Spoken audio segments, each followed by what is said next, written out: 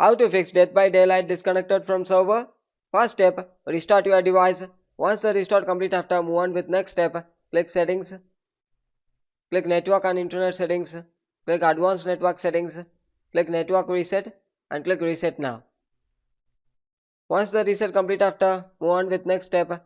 Search for Windows Defender Firewall, click it, click allow an app, click change settings, scroll down, search for Steam and Death by Daylight.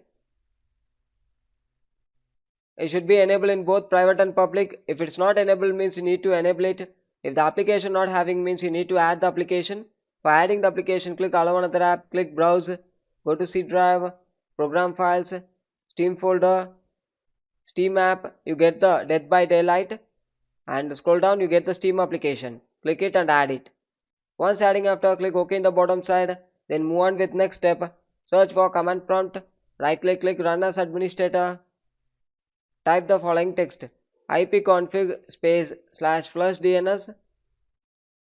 Type it and click OK.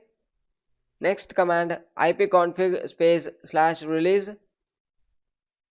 Click enter, and the next command, ipconfig space /renew. Click enter. Next command, netsketch space winsock space reset. Click enter.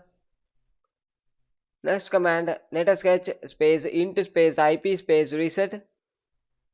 Click enter. At last, exit it. Next step, open this PC. Click it. Make sure you have enough memory space.